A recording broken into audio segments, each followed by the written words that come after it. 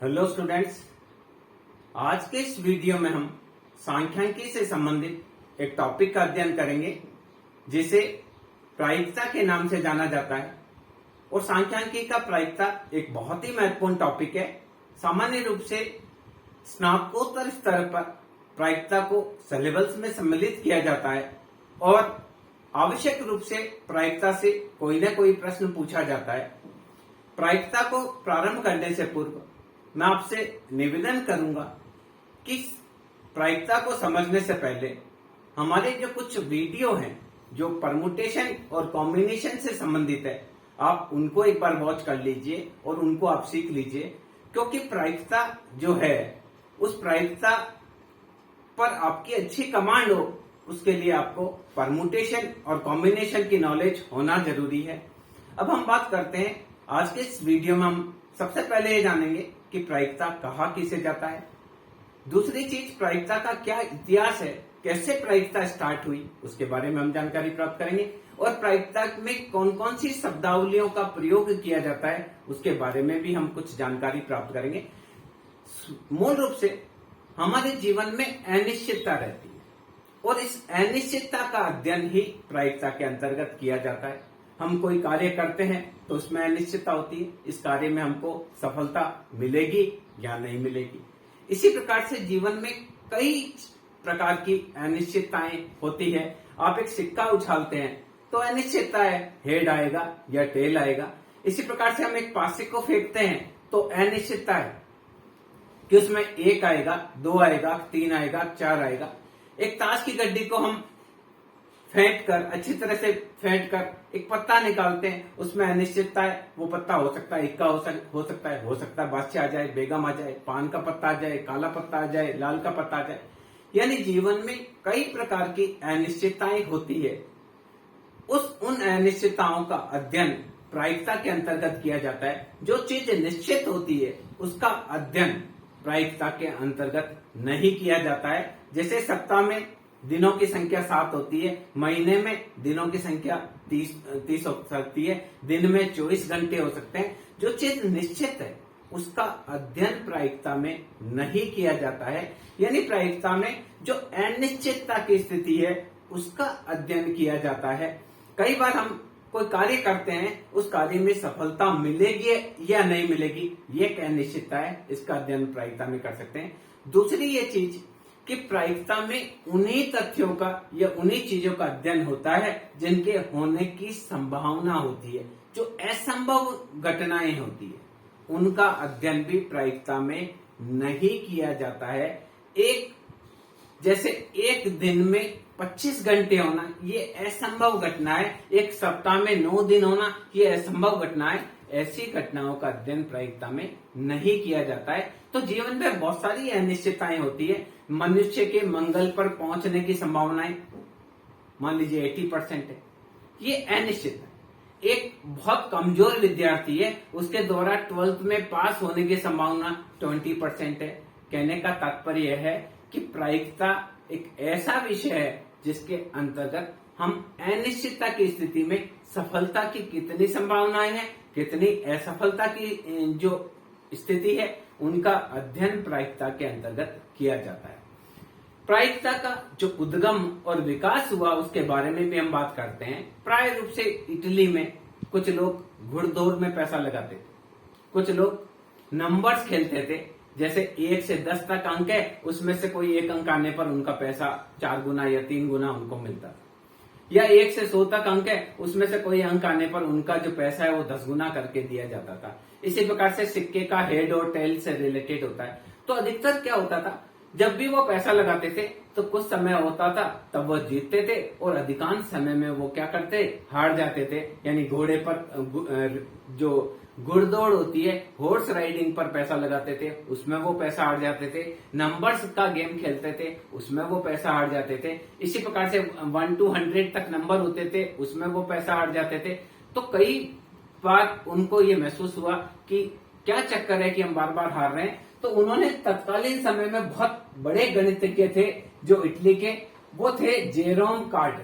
तो कुछ लोग जेरोम कार्डन के पास गए और उन्होंने पूछा कि क्यों हम बार बार कोई खेल खेलते हैं और उसमें पैसा हार जाते हैं। तब उन्होंने अब उस समय सांख्यिकी विश्लेषण करके बताया कि अगर आप 10 घोड़े हैं जो कि रेस में भाग ले रहे हैं और उसमें से किसी एक घोड़े के जीतने की संभावना व्यक्त कर कर पैसा लगाते हैं तो 90% चांस है कि आप उस रेस को हारेंगे, और या उस जो लॉटरी है या जो आप पैसा लगा रहे हैं उसमें 90% चांस ऐसे होंगे कि आपका पैसा जो है वो वापस नहीं आएगा।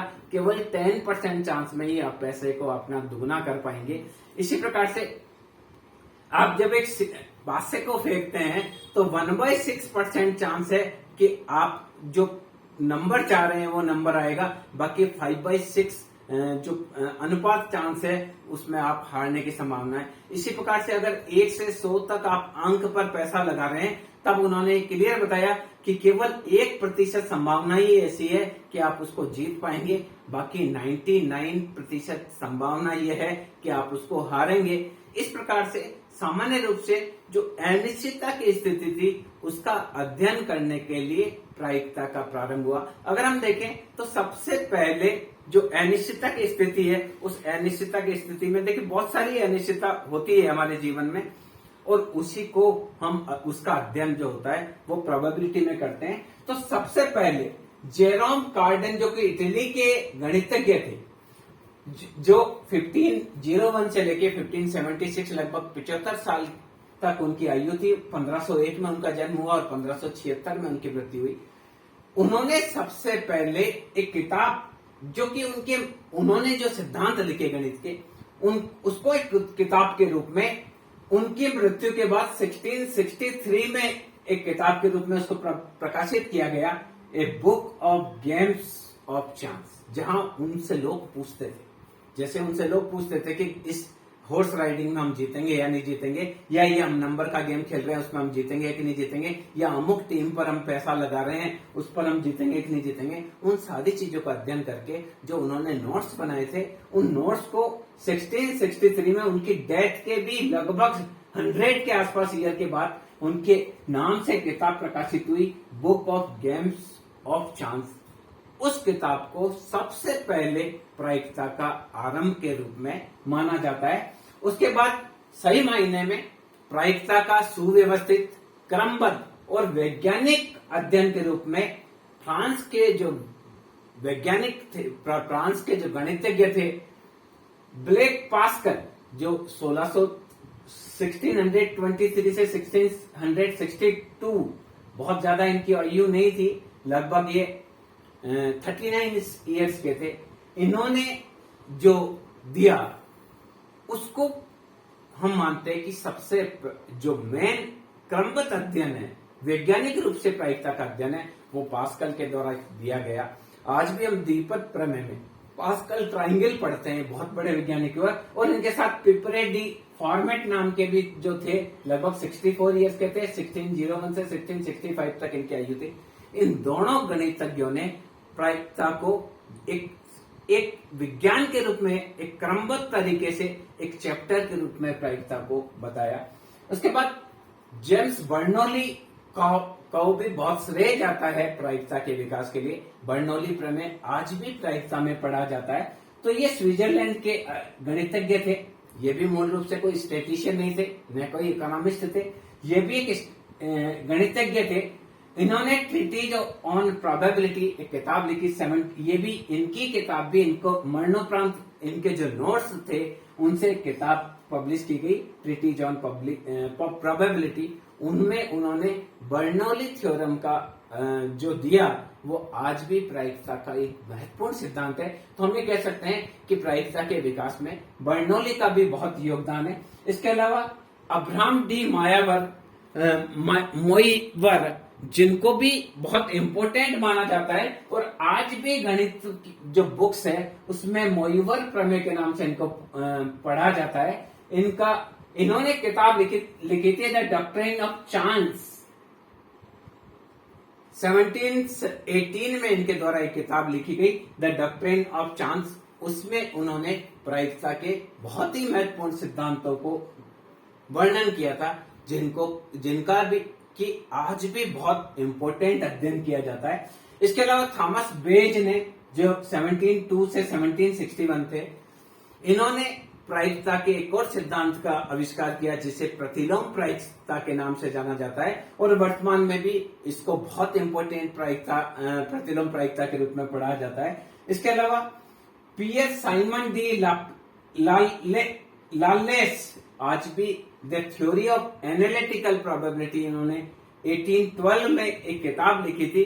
वो आज भी गणित में प्रायिकता की थ्योरी है उसमें बहुत इंपॉर्टेंट लालेस जो थ्योरम है उसको माना जाता है। उन्होंने भी प्रायिकता के विकास में योगदान दिया और इनकी जो किताब थी वो थी theory of the analytical probability. इसके अलावा फिशर और माइलेज ने समष्टि प्रतिदर्श की बात करी थी, और रूसी गणितज्ञ जो थे A.N. कोल्मोगोरेव, उन्होंने प्रायिकता की सेट थ्योरी दी।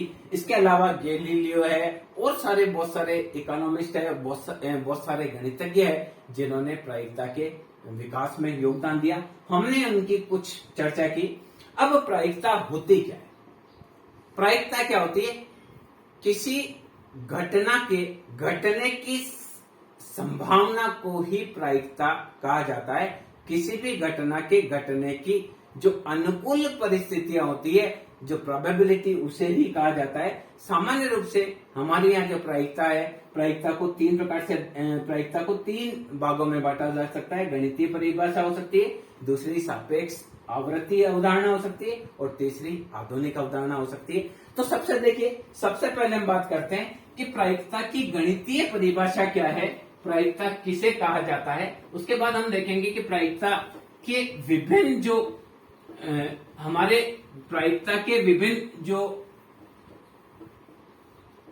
अलग अलग शब्द है, उन शब्द को भी हम चेक करेंगे। सबसे पहले प्रायिकता की गणितीय परिभाषा। देखिए, ये प्रायिकता क्या कहती है? किसी भी घटना के घटने की अनुकूल परिस्थितियां डिवाइडेड बाय किसी भी घटना के घटने की अनुकूल परिस्थितियों को उसके कुल परिस्थितियों से विभाजित करने पर जो परिणाम प्राप्त होता है उसे ही गणितीय प्रत्याशा कहते हैं। मान लीजिए कुल परिस्थितियां है n और अनुकूल परिस्थितियां है m, तो होगी प्रायिकता बराबर अनुकूल परिस्थितियां डिवाइडेड बाय कुल परिस्थिति। यानी किसी भी चीज की प्रायिकता निकालनी है तो प्रायिकता निकालने के लिए उसकी कुल परिस्थितियों में अनुकूल परिस्थितियों में कुल परिस्थितियों का भाग देने पर प्रायिकता प्राप्त होती है। यानी प्रायिकता की गणितीय परिभाषा क्या कहती है कि किसी भी घटना के घटने की प्रायिकता बराबर घटना के घटने की अनुकूल परिस्थितियां बटे घटना के घटने की कुल परिस्थितियां। तो क्या लिखेंगे? प्रायिकता घटना के घटने की अनुकूल परिस्थितियां बटे कुल परिस्थितियां।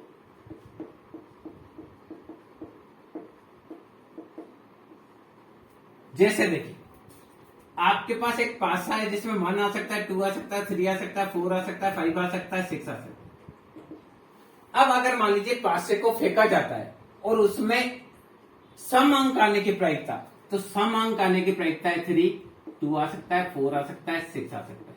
और कुल परिस्थितियां कितनी है? 6। 1 आ सकता है, 2 आ सकता है, 3 आ सकता है, 4 आ सकता है, 5 आ सकता है, 6 आ सकता है। तो यहां प्रायिकता क्या हो जाएगी? 1/2। इसी प्रकार से एक सिक्के को फेंका जाता है और उसमें हेड आने की प्रायिकता निकालनी है, तो सिक्के की कुल प्रायिकता परिस्थिति होती है 2, हेड आने की 1, और अगर टेल आने की प्रायिकता निकालनी है तो कुल परिस्थितियां 2/3। यानी प्रायिकता क्या होती है? घटना के घटने की अनुकूल परिस्थितियां डिवाइडेड बाय कुल परिस्थितियां। इससे प्रायिकता की गणितीय परिभाषा की संज्ञा दी जाती है। अब देखिए, प्रायिकता अगर अपने को आना है तो प्रायिकता की कुछ चीजें हमको बहुत क्लियर होनी चाहिए, तो हम प्रायिकता को कर पाएंगे। देखिए, सबसे पहले हमको फैक्टोरियल हल करना आना चाहिए। फैक्टोरियल क्या होता है? जैसे फैक्टोरियल 5 पे पहले बता चुके हैं, 5 गुणा 4 गुणा 3 गुणा 2 गुणा 1। अगर फैक्टोरियल 9 है तो आपको करना पड़ेगा 9 गुणा 8 गुणा 7 गुणा 6 गुणा 5 गुणा 4 गुणा 3 गुणा 2 गुणा 1। ये फैक्टोरियल आपको हल करना आना चाहिए। अगर फैक्टोरियल n है तो आएगा n माइनस 1, यानी घटाते जाना है, n minus 2 factorial n minus n तो आएगा n माइनस 1 n माइनस 2 1। तो सबसे पहले हम इसको पहले चर्चा कर चुके हैं, फैक्टोरियल के बारे में हम चर्चा कर चुके हैं, पर एक बार आपको मैं वापस बता देता हूं कि अगर आपको प्रायिकता को सीखना है तो आपको फैक्टोरियल हल करना आना चाहिए। दूसरी चीज क्या, प्रायिकता का मूलभूत प्रमेय वो आपको समझ में आना चाहिए। मूलभूत प्रमेय देखिए, अगर कोई घटना है उसके घटने की कुल, देखिए प्रायिकता का मूलभूत प्रमेय क्या कहता है, कोई घटना m प्रकार से घट सकती है, दूसरी घटना n प्रकार से घट सकती है, तो दोनों के साथ घटने की प्रायिकता होगी m, कुल घटना होगी m गुणा n। वापिस एक बार मैं रिपीट करता हूं, यदि कोई घटना m प्रकार से घट सकती है और दूसरी घटना n प्रकार से घट सकती है, तो दोनों के साथ साथ घटने की कुल संभावनाएं होगी m गुणा n। ये प्रायिकता, ये मूलभूत प्रमेय बहुत इंपॉर्टेंट है। मान लीजिए जैसे एक दो पासे हैं, तो पहले पासे में 6 हो सकती है और दूसरे पासे में भी 6 घटना हो सकती है। पहले पासे में 1 आ सकता है, 2 आ सकता है, 3 आ सकता है, 4 आ सकता है, 5 आ सकता है, और दूसरे वाले पासे में भी 1 आ सकता है, 2 आ सकता है, 3 आ सकता है, 4 आ सकता है, 5 आ सकता है। तो कुल प्रमेय देखिए 1 1 आ सकता है, इसमें 1 इसमें 2 आ सकता है, इसमें 1 और इसमें 3 आ सकता है, इसमें 1 और इसमें 4 आ सकता है, इसमें 1 और इसमें 5 आ सकता है, इसमें 1 और इसमें 6 आ सकता है, इसमें 2 आ सकता है, इसमें 1 आ सकता है, इसमें 2 आ सकता है, इसमें भी 2, इसमें भी 2, इसमें 3, इसमें 2, इसमें 4, इसमें 2, इसमें 5 और इसमें 2, इसमें 6। ऐसे ही हम कर सकते हैं। तो कुल घटनाएं 36 हो जाएगी। 6 मल्टीप्लाई 6 बराबर 36, क्योंकि देखिए ऐसे ही लास्ट वाला 6 1 हो सकता है, यहाँ 6 2 हो सकता है, यहाँ 6 3 हो सकता है, 6 4 हो सकता है, 6 5 हो सकता है और 6 6 हो सकता है। कहने का तात्पर्य, यदि कोई घटना m प्रकार से घट सकती है और दूसरी घटना n प्रकार से घट सकती है, तो दोनों के साथ साथ घटने की प्रायिकता होगी m, जो कुल घटना बनेगी m गुणा n। तो यहाँ देखिए 6 6, फिर 3 के साथ 1 वाले 6, फिर 4 के साथ 1 वाले 6 और 5 के साथ 1, ये सारे 6 कुल मिलाकर घटना हो जाएगी 36। ये प्रायिकता का एक मूलभूत थ्योरम है जो कि आपको आना चाहिए। अब मैंने आपको क्या कहा था कि प्रायिकता करने के लिए हमको क्रमचय और समचय की नॉलेज होनी चाहिए। एक बार मैं थोड़ा सा बता देता हूं कि क्रमचय किसे कहा जाता है।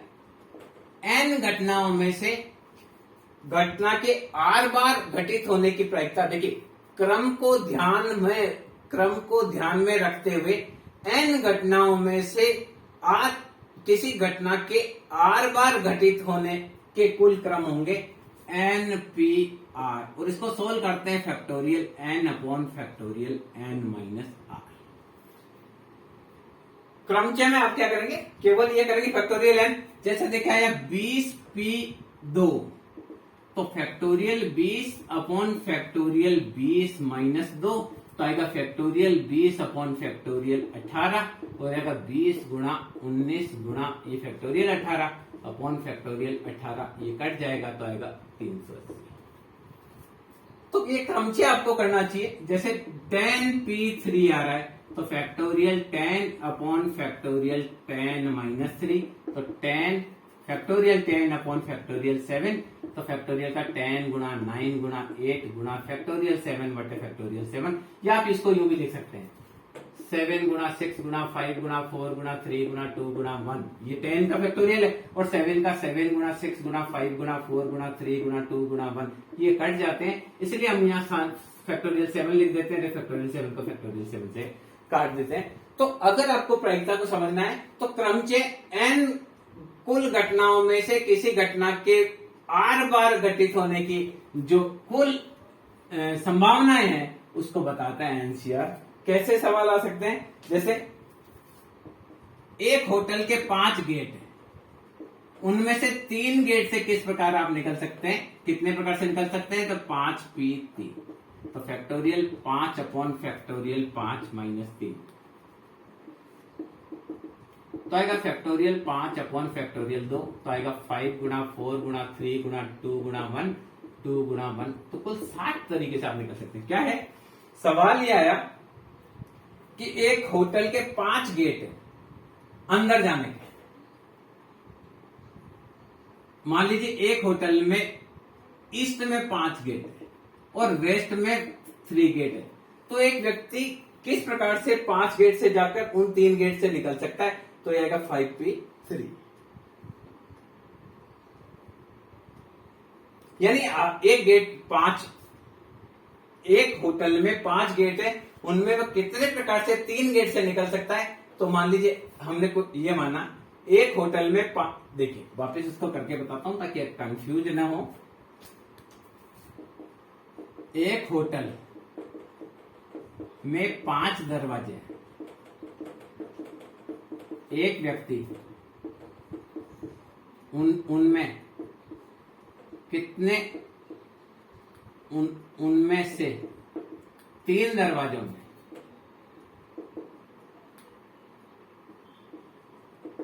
कितने प्रकार से जा सकता है?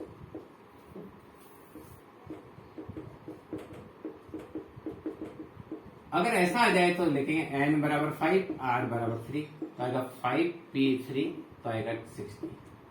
इसी प्रकार से ये आया एक महिला है, उसको 5 वॉशिंग मशीन 5 कपड़े धोने के लिए देते हैं और प्राथमिकता से बताते हैं कि कौन कौन सा आपको यूज करना है।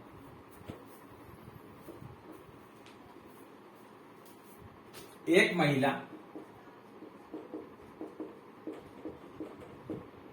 5 वॉशिंग पाउडर को कितने प्रकार से प्राथमिकता में रख सकती है? देखिए A B C D E 5 washing powder, तो ए रख सकती है पहले, फिर बी सी डी ई, ए को रखकर पहले सी को, बी को, डी को, ई, यानी कितनी प्रकार से रख सकती है। तो एन बराबर भी 5 है, सारे 5 रखने, तो आएगा 5p5, तो फैक्टोरियल 5 अपॉन फैक्टोरियल 5 माइनस 5, तो आएगा factorial 5 upon factorial 0, that is 5 गुणा 4 गुणा 3 गुणा 2 गुणा 1 120। 120 तरीके से इनको रखा जा सकता है। मान लो अगर 3 ही हो तो देखिए कैसे रख सकते हैं।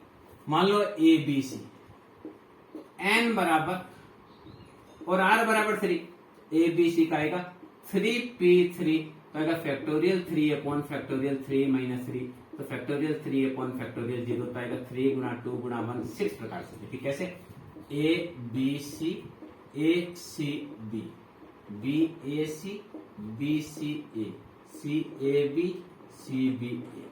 इसी प्रकार से 5 हो तो इनको 120 तरीके से रखा जा सकता है।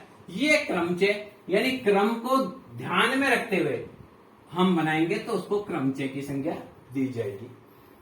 इसी प्रकार से जैसे मान लो आपका आ जाए S T A T I S T I C S, इसको कितने प्रकार से रख सकते हैं? तो 1 2 3 4 5 6 7 8 9 10 स्टैटिस्टिक्स में कुल 10 शब्द है, जिसमें एस 2 बार आया, टी 2 बार आया, आई 2 बार आया, टी तो 3 बार आया, S T A T I S T I C S, S 1 2 3, S 3 बार आया, टी भी 3 बार आया, S T A T I S T I आया कितनी बार? 2 बार। और कोई रिपीट हुआ? आई रिपीट हुआ, टी रिपीट हुआ, एस रिपीट हुआ। अब इसके बाद ए आया 1 बार, 3, और सी आया 1 बार। ठीक है, 3 3 6 2 8 2 10। अब देखिए तो इसके जो परमुटेशन बनेंगे फैक्टोरियल 10 अपॉन फैक्टोरियल 3 और फैक्टोरियल 2, क्योंकि हमारा फॉर्मूला होता है factorial N upon factorial P factorial Q factorial R. ये हम परमुटेशन कॉम्बिनेशन में समझ चुके हैं। एक बार थोड़ा सा आपको वापस रिपीट करवा रहा हूं। तो है 10 multiply 9 multiply 8 multiply 7 multiply 6 multiply 5 multiply 4 multiply 3 multiply 2 multiply 1 upon 3 2 1 3 2 1 2 1। ये आप कर लीजिए। इस प्रकार से आपको इसको हल करना है। अब देखिए इसी प्रकार से संचय, थोड़ा सा संचय भी हम समझ लेते हैं। क्रम को ध्यान में न रखते हुए n कुल घटनाओं में से किसी घटना के r बार घटित होने को जितने तरीके हो सकते हैं उसको संचय कहते हैं। n में से r बार घटित होने की कॉम्बिनेशन होता है NCR बराबर होता है factorial n upon factorial n minus r और फैक्टोरियल r।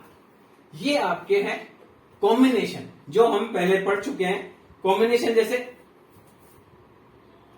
आया, मान लीजिए आपके पास 10C3, तो आपको क्या करना है फैक्टोरियल 10 अपॉन फैक्टोरियल 10 माइनस 3 और फैक्टोरियल 3, तो आएगा 10 गुणा 9 गुणा 8 फैक्टोरियल 7 अपॉन फैक्टोरियल 7 3 गुणा 2 गुणा 1, 7 से 7 कटेगा, ये 3 टाइम्स कटेगा, ये 4 टाइम्स का 120।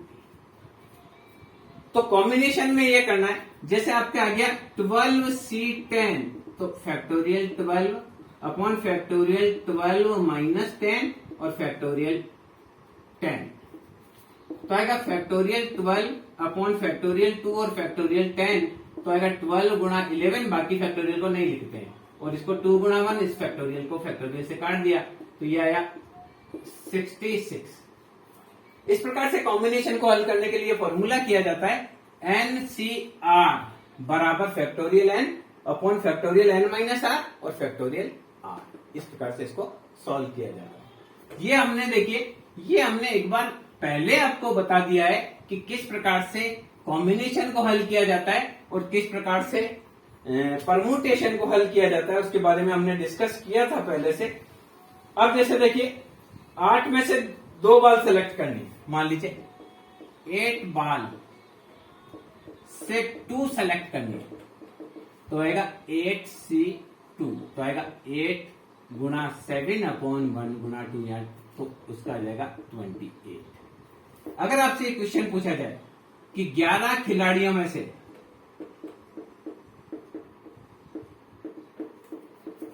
5 का चयन करना है, मान लीजिए खेल में 5 खिलाड़ी खेलते हैं, तो आएगा 11C5, तो 11 गुणा 10 गुणा 9 गुणा 8 गुणा 7, 1 गुणा 2 गुणा 3 गुणा 4 गुणा 5। ये इस प्रकार से आपको कॉम्बिनेशन हल करना है। अब हम मूल मुद्दे पर आते हैं कि प्रायिकता कहते किसको हैं। अब देखिए प्रायिकता को सवाल कैसे हल करने वो आप देखेंगे। प्रायिकता बराबर घटना के घटने की अनुकूल परिस्थितियां बटे घटना की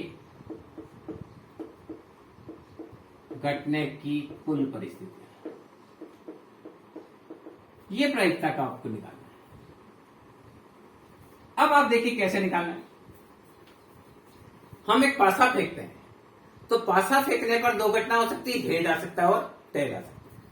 तो पासे में हेड आने की प्रायिकता निकालनी है, तो कुल घटना हेड और टेल 2 हेड आने की। इसी प्रकार से पासे में टेल निकालने की, तो पासे में कुल घटना 2, सॉरी हम सिक्के की बात कर रहे हैं। अगर हम एक सिक्का फेंकते हैं तो हेड आ सकता है और टेल आ सकता है। तो कुल घटना 2 है, हेड आने की 1 घटना है, टेल आने की भी 1 घटना है, 1/2। अब देखिए पासा फेंकते हैं, अगर हम एक पासा फेंकते हैं तो घटना कुल घट सकती है, 1 आ सकता है, 2 आ सकता है, 3 आ सकता है, 4 आ सकता है और 5 आ सकता है। तो देखिए पासे में कुल घटना हो सकती है 1 2 3 4 5 और 6। अब देखिए कैसे प्रायिकता निकाली जाती है। जैसे देखिए पासे में 1 आना, तो देखिए कुल घटना 6, 1 आने की अनुकूल घटना 1, ये प्रायिकता हो गई। प्रायिकता बराबर अनुकूल घटना डिवाइडेड बाय कुल घटना। अगर ये पूछ लिया जाए पासे में सम अंक आना, कुल घटना 6, सम अंक आ सकता है 2 4 और 6, 2 4 और 6, 3 घटना ऐसी है जिसमें सम आ सकता है, तो 1/2। अगर ये पूछा पासे में विषम अंक आना, पासे की कुल घटना कितनी है? 6। विषम अंक आ सकता है 1 आ सकता है, 3 आ सकता है, 5 आ सकता है। तो विषम अंक भी 3, अनुकूल घटना 3, कुल घटना 6, 1/2। तो देखिए इस प्रकार से कई चीजें हो सकती है। अभी देखिए और मैं आपको बताता हूं पासे में। अगर ये पूछा जाए पासे में 4 से अधिक अंक आना, ये पूछ लिया, तो 4 से अधिक 5 आ सकता है और 6 आ सकता है। तो अनुकूल घटना 2 और कुल घटना पासे में कितनी होती है? 6। तो एक एक चीज का ऐसे पूछ सकते हैं। तो हमको प्रायिकता निकालने के लिए क्या करना है? घटना के घटने की अनुकूल परिस्थितियां बटे कुल परिस्थितियां। देखिए अभी आपको देखिए ताश की गड्डी में, ताश की गड्डी में कुल पत्ते 52, तो यानी कुल परिस्थितियां कितनी होगी? 52। जब ताश की गड्डी होती है तो ताश की गड्डी में अगर हम कुल पत्ते कितने होते हैं? 52 होते हैं, तो कुल परिस्थितियां 52। अब आपसे ये पूछा जाए, देखिए हुकुम का इक्का आना, ताश की गड्डी में हुकुम का इक्का, तो हुकुम का देखिए ताश की गड्डी में 52 पत्ते हैं, हुकुम का इक्का 1 ही होता है। तो प्रायिकता हो जाएगी अनुकूल परिस्थितियां 1/52। अगर ये पूछा जाए एक बादशाह, बादशाह कोई सा भी हो सकता है, तो बादशाह आने की अनुकूल परिस्थितियां 4, कुल परिस्थितियां 52। क्योंकि ताश की गड्डी में कुल 4 बादशाह होते हैं, तो अनुकूल परिस्थितियां 4 हो गई, पत्ते हो गए 52। अगर आपसे ये पूछ लिया जाए एक पान का पत्ता आना, लाल पान का पत्ता आना, तो देखिए लाल पान के पत्ते 13 होते हैं, कुल पत्ते कितने होते हैं? 52।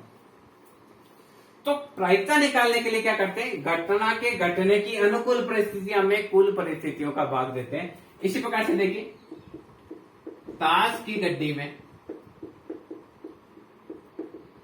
हुकुम का बेगम, तो हुकुम का बेगम 1 ही होता है, कुल पत्ते होते हैं 52, तो 1/52। अगर ये पूछे कोई काला पत्ता, तो देखिए कुल पत्ते होते हैं 52 और काले पत्ते 26 होते हैं। क्योंकि देखिए हुकुम के 13 और 13 पत्ते होते हैं चिड़ी के, क्लब के। तो प्रायिकता निकालने के लिए हमको क्या करना है? हमेशा प्रायिकता निकालने के लिए एक ही चीज हमको देखनी है कि अनुकूल परिस्थितियां डिवाइडेड बाय कुल परिस्थितियां। बहुत सारे क्वेश्चंस अलग अलग तरीके से पूछ सकते हैं ताश की पत्ती के। अब देखिए ताश की गड्डी से एक पत्ता निकालने पर उसके 10 होने की प्रायिकता,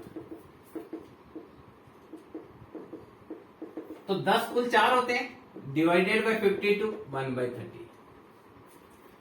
अगर ये कहते हैं ताश की गड्डी से एक पत्ता निकालते हैं, चित्र वाला पत्ता, तो ताश की गड्डी में देखिए किंग पर चित्र होते हैं, क्वीन पे चित्र होते हैं और जैक पे चित्र होते हैं। बादशाह पे चित्र होता है, बेगम पे चित्र होता है और गुलाम पे चित्र होता है। बादशाह 4 होते हैं, बेगम 4 होते हैं, गुलाम 4 होते हैं। तो चित्र वाले कुल पत्ते 12 और ताश के कुल पत्ते कितने हुए? 52। तो चित्र वाले पत्ते की प्रायिकता 12/50। तो ये देखिए ताश पर भी खूब सारे हो सकते हैं। अगर आपसे पूछा ताश की पत्ते से एक लाल पत्ता निकलने की प्रायिकता, तो लाल पत्ते एक तो ईंट के लाल होते हैं, एक पान के होते हैं, तो कुल 26/52 आएगा। अगर ये आपसे पूछ लिया जाए ताश की गड्डी से एक पत्ता निकालते हैं और ईंट की दुग्गा, ईंट की 2, तो एक ही होती है ईंट की 2, डिवाइडेड बाय 52। तो ताश की गड्डी से होता है। अभी इसी प्रकार से देखिए आपको कोई संख्या दे सकते हैं और वहां से प्रायिकता पूछ ले। जैसे देखिए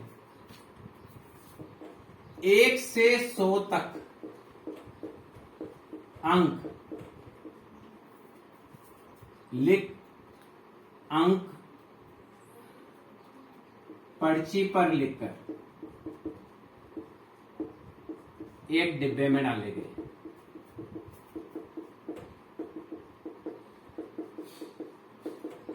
उसमें से एक पर्ची निकाली जाती है।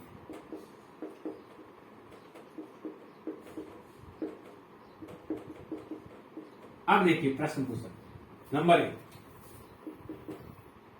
निकाला गया अंक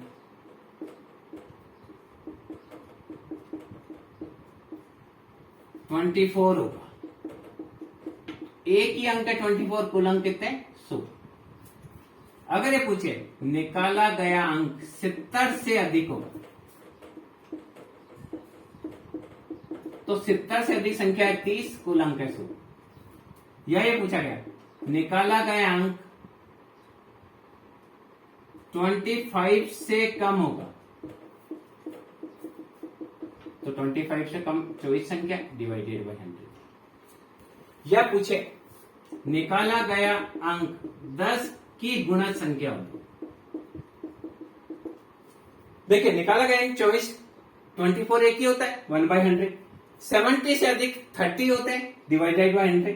25 से कम 24। अब देखिए 10 का गुणज 1 से 100 तक 10 का गुणज हो सकता है 10, 20, 30, 40, 50, 60, 70।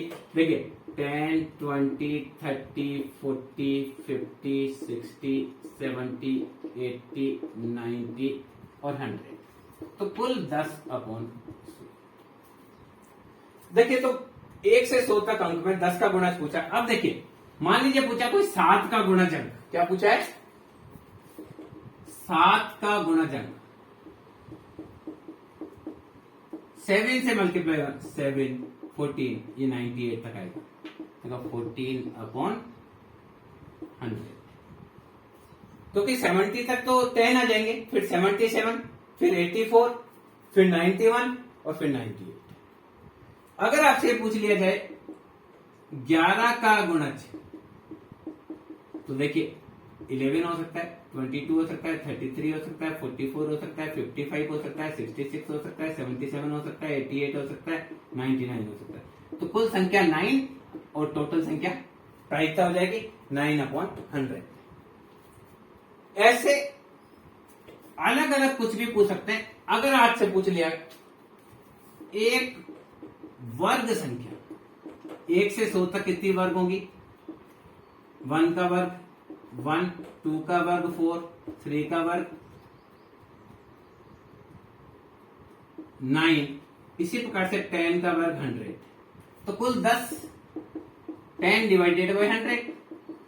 इसी प्रकार से एक घन होगा, ऐसे पूछ ले क्यूब, तो 1 का क्यूब होता है 1, 2 का क्यूब होता है 8, 3 का क्यूब होता है 27, 4 का क्यूब होता है 64, 5 का क्यूब 125। तो ये तो हो नहीं सकता, 100 तक ही आएगा।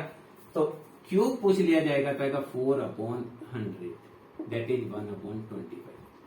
तो इस प्रकार से जब भी आपको प्रायिकता निकालनी, तो प्रायिकता निकालने के लिए आपको क्या करना है? घटना के घटने की अनुकूल डिवाइडेड बाय कुल परिस्थितियां, तो आपको प्रायिकता निकल जाएगी। अब ये तो हमने बात करी एक एक घटना की। अगर मान लीजिए 2 पासे एक साथ फेंके जाए, अगर ये आया 2 पासे फेंकने पर, 2 पासे साथ फेंकने पर अंक का जोड़, अंकों का जोड़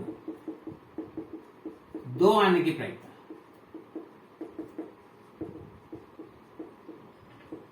तो अंकों का जोड़ देखिए 2 एक ही स्थिति में आ सकता है, पहले में भी एक आए, दूसरे में भी एक आए, तो आएगा 1/36, क्योंकि कुल प्रायिकता होगी 36।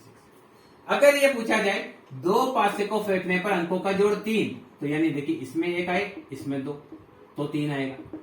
इसमें पहले में 2 आए, दूसरे में एक आए, तो भी 3 आएगा, तो ये आ जाएगी 2/36, 2/36।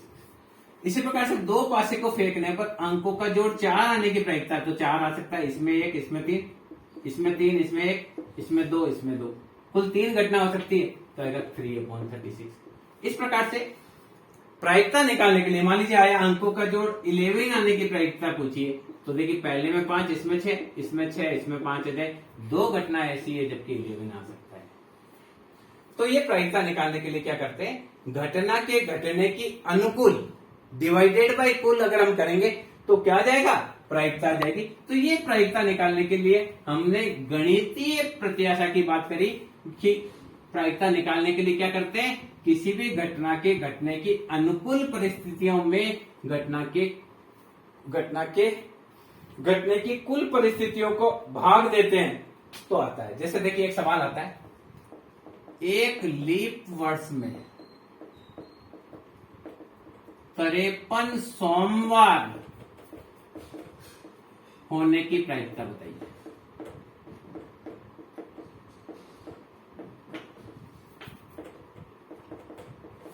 देखिए लीप वर्ष में 366 दिन होते हैं, 366 डेज लीप वर्ष। 7 5 जा 35, 1 6 7 2 जा 14, यानी लीप वर्ष में 52 सप्ताह और 2 दिन होते हैं। 52 सप्ताह 2 दिन, क्योंकि लीप वर्ष में 366 डेज होते हैं, तो 366 में 52 तो सप्ताह हो गए और 2 दिन हो गए। अब देखिए हमसे पूछा गया है कि 53 सोमवार, यानी 52 सप्ताह में तो 52 सोमवार होंगे ही होंगे। अब इन 2 दिन में सोमवार ढूंढना है। कितने दिन में? 2 दिन में। तो ये 2 दिन हो सकते हैं संडे मंडे, ये हो सकते हैं मंडे ट्यूसडे, ये हो सकता है ट्यूसडे वेनसडे, ये हो सकता है वेनसडे थर्सडे, ये हो सकता है थर्सडे फ्राइडे, ये हो सकता है फ्राइडे सैटरडे, ये हो सकता है सैटरडे संडे। ये 2 दिन की कुल घटना हो सकती है 1 2 3 4 5 6 और 7। कुल घटना 2 दिन होने की कितनी? 7। इसमें देखिए मंडे इसमें और मंडे इसमें, तो अनुकूल परिस्थितियां 2, तो लीप वर्ष में 53 सोमवार होने की प्रायिकता हो जाएगी 2/7। तो इस प्रकार से क्या कर सकते हैं हम, प्रायिकता निकालने के लिए क्या करेंगे, प्रायिकता निकालने के लिए कुल घटना बटे अनुकूल घटना बटे कुल घटना। जैसे मान लीजिए देखिए एज है 30 से 40, 40 से 50, 50 से 60। एक जलदायक विभाग में जो काम कर रहे हैं वो बीई वाले काम कर रहे हैं। मान लीजिए आप यहां काम कर रहे हैं 53, यहां काम कर रहे हैं 42, यहां काम कर रहे हैं 16। और जिसने मैकेनिकल इंजीनियरिंग कर रखी है वो काम करेंगे 13, 55, 62। क्या कर रखे हैं, एक जलदायक विभाग में 30 से 40 आयु वाले 53 लोग बैचलर डिग्री वाले हैं और ये मास्टर डिग्री वाले हैं।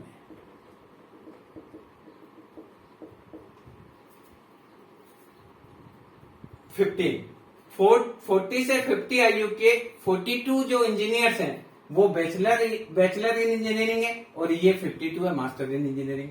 52 60 में 16 इंजीनियर बैचलर इन इंजीनियरिंग है और मास्टर इंजीनियरिंग है।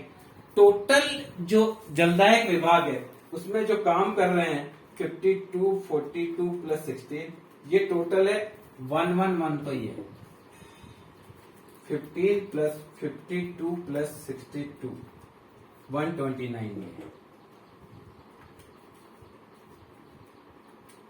कुल मिलाकर 200। देखिए एक वाटर बॉक्स है, वाटर बॉक्स में कुल 240 इंजीनियर है।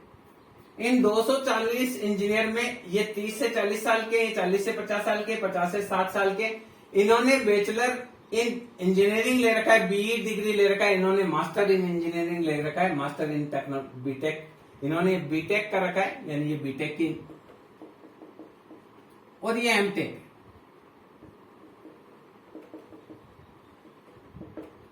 अब अगर आपसे ये पूछा जाए नंबर 1, 30 से 40 आयु का बीटेक,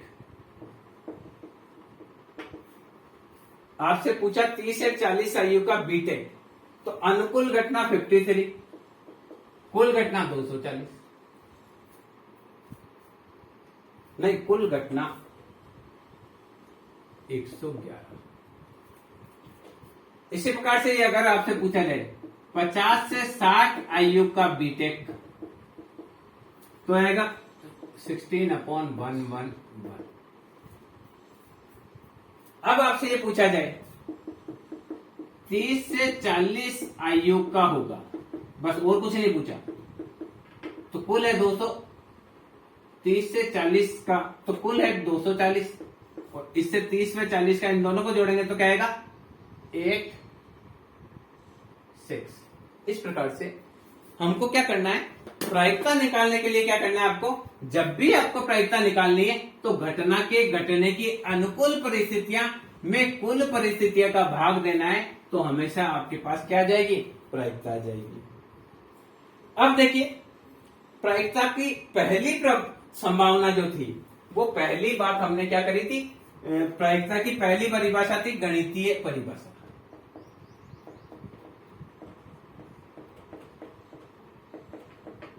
दूसरी परिभाषा होती है, वो जो परिभाषा थी प्रायिकता की, सापेक्ष आवर्ती परिभाषा।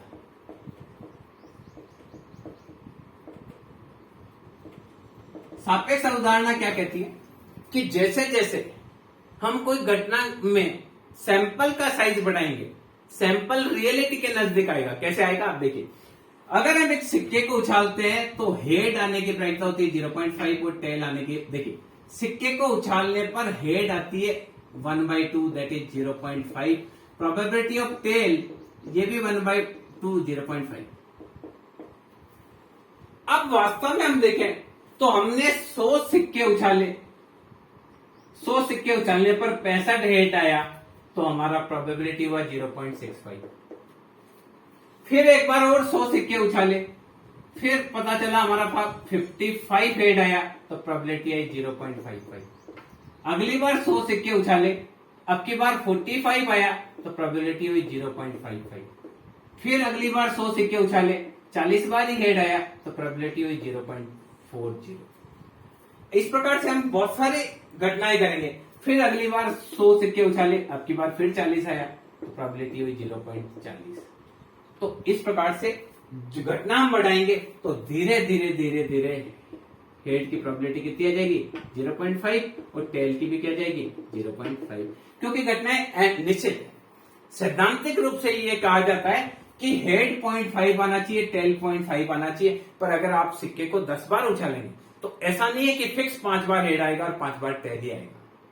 हो सकता है पहली बार में 6 बार हेड आ जाए, 4 बार टेल आ जाए। दूसरी बार आपने 10 सिक्के उछाले तो हो सकता है 6 बार टेल आ जाए, 4 बार आपका हेड आ जाए। तो कुल मिलाकर अगर हम दोनों को जोड़ेंगे तो 10 बार ही हेड आया और 10 बार ही टेल आया।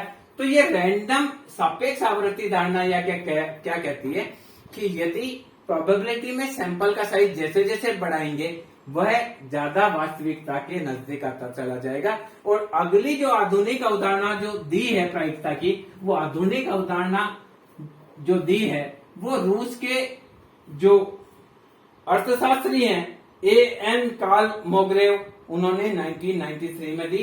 और उन्होंने क्या किया, सेट थ्योरी के आधार पर प्रायिकता को परिभाषित करने की बात करी थी। अब देखिए प्रायिकता की शब्दावली।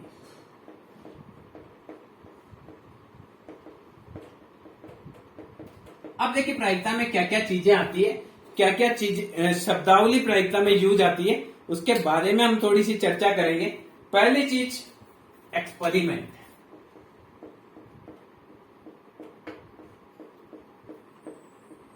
एक्सपेरिमेंट क्या होता है, जैसे हम एक सिक्के को फेंक रहे हैं तो सिक्के को फेंकना एक एक्सपेरिमेंट है। हेड आ सकता है, टेल आ सकता है। हम एक पासे को फेंक रहे हैं, वो भी एक एक्सपेरिमेंट है। पासे में 1 आ सकता है, 2 आ सकता है, 3 आ सकता है, 4 आ सकता है, 5 आ सकता है, 6 आ सकता है। ये जो सारी है घटनाएं दैट इज कॉल्ड एक्सपेरिमेंट। यानी हम जो कोई कार्य करते हैं उसको क्या बोलते हैं, एक्सपेरिमेंट के रूप में बोलते हैं। ये रैंडम एक्सपेरिमेंट, हमने पासा फेंका तो जरूरी नहीं है कि 5 भी आएगा, 1 भी आ सकता है, 2 भी आ सकता है, 3 भी आ सकता है, 4 भी आ सकता है, 5 भी आ सकता है, 6 भी आ सकता है। ये एक्सपेरिमेंट है, रैंडम एक्सपेरिमेंट है। एक बार आपने फेंका 3 आया, दूसरी बार फेंकेंगे हो सकता है 5 आ जाए, तीसरी बार फेंकेंगे हो सकता है 6 आ जाए, चौथी बार हो सकता है वापस 6 आ जाए, 5वीं बार भी वापस 6 आ जाए। संभव है, रैंडम एक्सपेरिमेंट है, क्योंकि हर घटना के घटने की प्रोबेबिलिटी बराबर है। तो जो भी हम कोई कार्य करते हैं उसको बोलते हैं एक्सपेरिमेंट। दूसरी एक आती है प्रतिदर्श समष्टि। ये भी शब्द आता है और ये आता है यूनिवर्सल स्पेस। इसको क्या बोलते हैं, सैंपल स्पेस।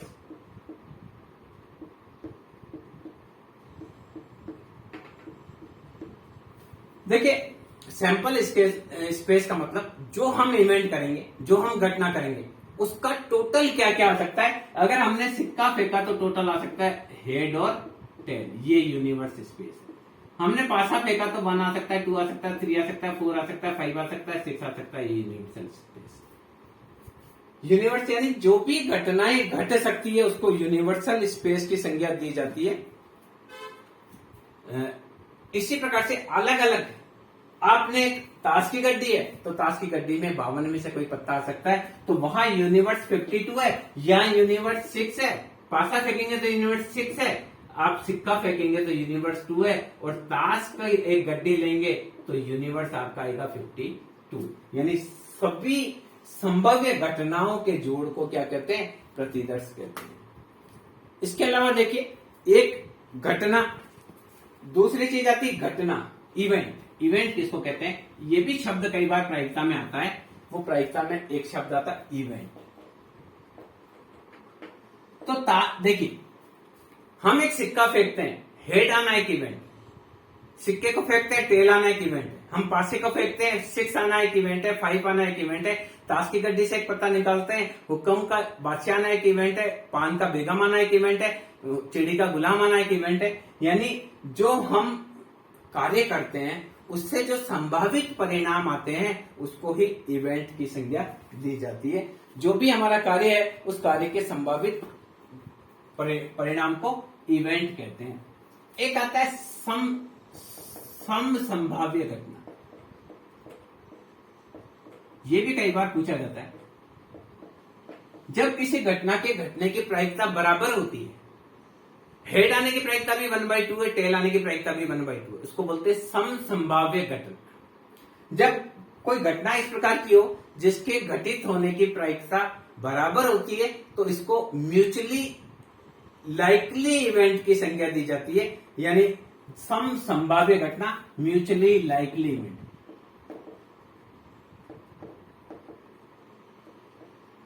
तो देखिए, हेड आने का भी 1/2 है, टेल आने का भी 1/2 है, ये म्यूचुअली लाइकली है। प्रोबेबिलिटी ऑफ 1 आना भी 1/6 है, प्रोबेबिलिटी ऑफ 2 आना भी 1/6 है, प्रोबेबिलिटी ऑफ 3 आना भी 1/6 है, यानी 4 आना भी 1/6 है। तो ये बोलेंगे म्यूचुअली लाइकली इवेंट। एक होता है प्रारंभिक घटना।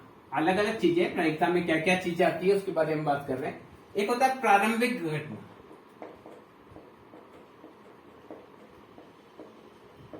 मान लो 2 पासे फेंकेंगे तो प्रारंभिक घटना होगी 1-1। जब अनेक घटनाओं में से जो स्टार्टिंग की घटना होती है उसको बोलते हैं प्रारंभिक घटना। यानी 36 पासे हैं, उसमें सबसे पहले प्रारंभिक घटना होगी 1-1 और अंतिम घटना होगी 6-6। अंतिम घटना, ये प्रारंभिक घटना। तो प्रारंभिक घटना भी आए तो आप क्लियर कर सकते हैं। इसके अलावा देखिए, सर्टेन इवेंट, जब किसी घटना के घटने की संभावना सर्टेन। अब इसके अलावा देखिए, सरल घटना, मिश्र घटना। देखिए, ताश की पत्तों से एक चिड़ी का बेगम निकालना एक सरल घटना, एक बादशाह निकालना एक सरल घटना, पान का पत्ता निकालना एक सरल घटना है। जब कोई घटना इस प्रकार की हो जिसमें कोई दूसरी घटना सम्मिलित नहीं हो तो इस प्रकार की घटना को सरल घटना की संज्ञा दी जाती है। मिश्र घटना, जब घटना इस प्रकार की हो जो 2 या 2 से अधिक में मिक्स हो तो इस प्रकार को वो मिश्र घटना कहते हैं। जैसे ताश की गड्डी से एक पत्ता निकालते हैं, क्या संभावना है कि वह बेगम या पान का पत्ता होगा। तो देखिए, बेगम में भी पान का बेगम है और पान के पत्ते में भी पान का बेगम शामिल है। तो इसको देखिए, ताश की गड्डी से पत्ता निकालने पर पान का पत्ता या बेगम होने की प्रायिकता, ये मिश्र घटना। क्यों घटना है? क्योंकि 13/52 ये पान के पत्ते में है, ये इसमें भी पान का बेगम है, और 4/52 ये पान की बेगम इसमें भी है। तो ये मिश्र घटना है। जब घटना ऐसे ही हो जो 2 या 2 अधिक घटना में जुड़ी हुई हो तो इस प्रकार की घटना को मिश्र घटना की संज्ञा दी जाती है। इसके अलावा देखिए प्रायिकता में और भी कई शब्दावली आती है। इसके अलावा देखिए स्वतंत्र घटना, जब कोई घटना के घटने का प्रभाव दूसरी घटना पर नहीं पड़ता है तो उसको बोलते हैं स्वतंत्र घटना।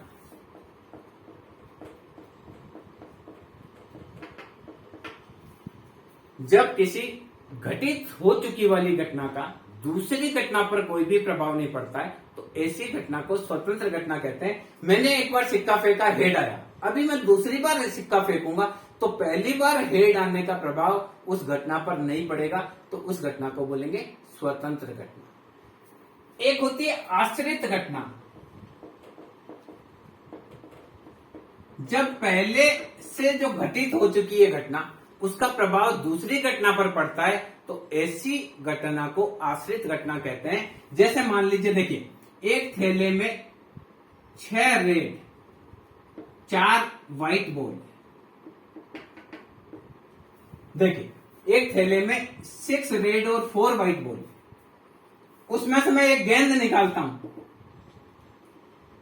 रेड होने की प्रायिकता होगी 6/10, वापस रख देता हूं, फिर गेंद निकालता हूं, स्वतंत्र घटना, क्योंकि पहली घटना का प्रभाव अब नहीं पड़ेगा। अगर मैंने एक गेंद निकाली, उसके रेड होने की प्रायिकता 6/10 है, दोबारा गेंद निकाली तो भी 6/10 आएगी, तीसरी बार गेंद निकाली उसके रेड होने की संभावना 6/10 आएगी। बार बार मैं गेंद निकालता हूं, वापस रख देता हूं, गेंद निकालता हूं, वापस रख देता हूं, तो वो दूसरी जो घटना होगी वो पहली घटना से स्वतंत्र होगी। पर यदि एक बार मैंने गेंद निकाली, उस गेंद को मैं वापस नहीं रखता हूं, तो पहली बार रेड निकलने की प्रायिकता 6/10, दूसरी बार 5/9 ही होगी क्योंकि एक गेंद मैं निकाल चुका, तीसरी बार 4/8 ही होगी क्योंकि मैं निकाल चुका। तो जब सेकंड घटना पर पहली घटना का प्रभाव पड़ रहा है तो ऐसी घटना को हम बोलेंगे मिश्र घटना। क्लियर? अगला आता है परस्पर अपवर्जी घटना। कई चीजें इसमें पूछी जाती है, बार बार हमको यूज नहीं। परस्पर अपवर्जी घटना, म्यूचुअली एक्सक्लूसिव, यानी जब एक घटना घटे तो दूसरी नहीं घट सकती। सिक्के को आपने फेंका तो हेड आएगा तो टेल नहीं आ सकता, टेल आएगा तो हेड नहीं आ सकता। यानी जब दो घटना इस प्रकार की हो कि एक के घटित होने पर दूसरी घटना नहीं घटती है, दूसरे के घटने पर पहली घटना नहीं घट सकती है, तो ऐसी घटनाओं को म्यूचुअली एक्सक्लूसिव इवेंट कहते हैं। यानी ए घटेगी तो बी नहीं घट सकती और बी घटेगी तो ए नहीं घट सकती। सिक्के में हेड आएगा तो टेल नहीं आ सकता और सिक्के में टेल आएगा तो हेड नहीं आ सकता। तो इस प्रकार की जो घटना, जब एक घटना के घटने का प्रभाव दूसरी घटना को रोक देता है तो इस प्रकार की घटना को म्यूचुअली एक्सक्लूसिव इवेंट की संज्ञा दी जाती है। इसके अलावा होती है पूरक घटना। एक शब्द और आता है पूरक घटना। तो पूरक घटना क्या होती है? देखिए, मान लीजिए एक पासा है, पासे में आ सकता है 1 2 3 4 5 6। तो पासे में 3 आने की प्रायिकता हुई 1/6 और 3 नहीं आने की प्रायिकता हो जाएगी 5/6। ये पूरा घटना। जैसे देखिए ए इवेंट है 3 आने की प्रायिकता 1/6, तो ये 1/6। तो ये ए इवेंट है तो बाकी जो आएगा वो ए डैश आएगा। ये पूरा घटना है। यानी ए घटना के घटने की प्रायिकता है 1/6, तो ए के घटना के घटने की नई घटने की प्रायिकता क्या हो जाएगी 5/6। कैसे? देखिए, इसको वापस समझिए। मान लीजिए इस पासे में 3 आना एक घटना है, तो 3 आने की घटना 1/6। तो अब 3 नहीं आने की प्रायिकता कितनी हो जाएगी 5/6। यानी प्रायिकता ए, घटना के घटने की प्रायिकता और घटना के नहीं घटने की प्रायिकता, दोनों का जोड़ क्या होता है 1 होता है। तो ये घटना मूल घटना और ये घटना पूरक घटना। तो पूरक घटना को कैसे निकालेंगे? ये हमारा कुल समुच्चय सेट और ये ए का समुच्चय ए, तो बाकी जो होगा इसको बोलेंगे ए डैश।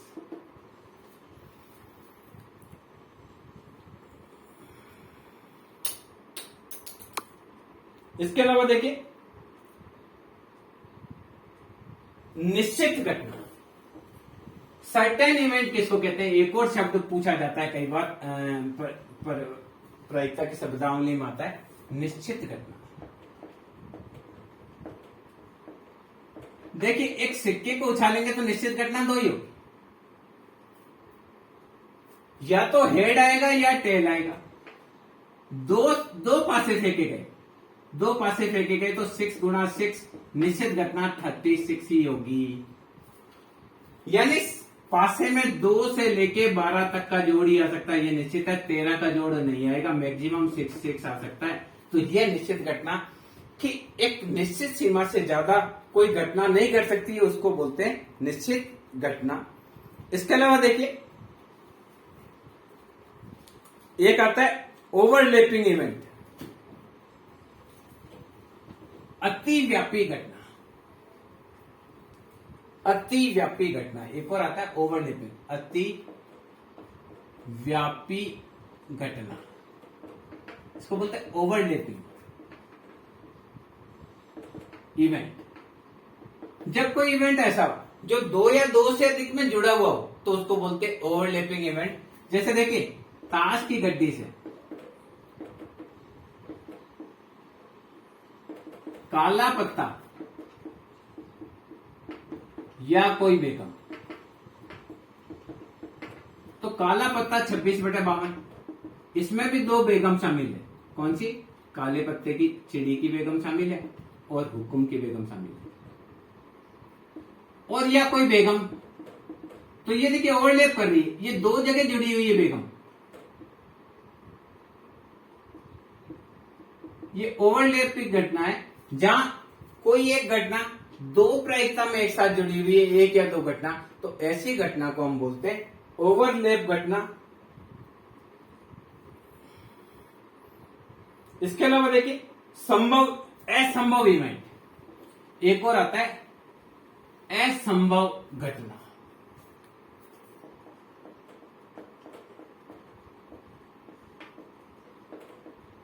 जब कोई घटना के घटने की कुछ भी संभावना नहीं हो तो उसको बोलेंगे ये ऐसा असंभव घटना। जैसे हम बोले कि एक पासे को फेंकने पर अंक 7 आने की प्रायिकता असंभव है। तो देखिए, पासा है, पासे में 7 आने की प्रायिकता असंभव है, तो आएगा 5। असंभव प्रायिकता को 5 से डिनोट करते हैं, यानी ऐसी घटना जिसके घटने की संभावना बिल्कुल नहीं होती है, उसको बोलते हैं असंभव घटना। तो ये देखिए, हमने इस वीडियो में सबसे पहले ये जाना कि प्रायिकता क्या होती है। तो सामान्य रूप से जो अनिश्चितता होती है, उस अनिश्चितता का जो परिकलन किया जाता है उसे ही प्रायिकता की संज्ञा दी जाती है। फिर हमने देखा कि किस प्रकार से फैक्टोरियल को सोल्व किया जाता है। जब भी आपको फैक्टोरियल सोल्व करना है, फैक्टोरियल 5 को सोल्व करना है, तो 5 गुणा 4 गुणा 3 गुणा 2 गुणा 1 इस प्रकार से किया जाता है। इसके बाद हमने थोड़ा सा आपको ये भी बताया कि क्रमचय कैसे सोल्व किया जाता है और संचय कैसे सोल्व किया जाता है। बाद में प्रायिकता की परिभाषा, प्रायिकता के इतिहास को भी हमने देखा कि किस प्रकार से प्रायिकता के विकास में हम बर्नौली का योगदान है, पास्कल का योगदान है, इसके अलावा बेज का योगदान है, और बहुत सारे गणितज्ञ जो है जिन्होंने प्रायिकता के विकास में अपना योगदान दिया। सामान्य रूप से प्रायिकता निकालने के लिए किसी भी घटना के घटने की अनुकूल परिस्थितियों में घटना की कुल परिस्थितियों का भाग दिया जाता है, तो प्रायिकता का निर्धारण होता है। इसके साथ ही हमने ये देखा कि किस प्रकार से प्रायिकता के अलग अलग होते हैं। इवेंट किसके कहा जाता है, ओवरलैप इवेंट क्या है, म्यूचुअली एक्सक्लूसिव इवेंट कौन सा होता है, पूरक घटना किसे कहते हैं, अतिव्यापी घटना किसे कहते हैं। प्रायिकता की विभिन्न शब्दावलियों का हमने इसमें देखा।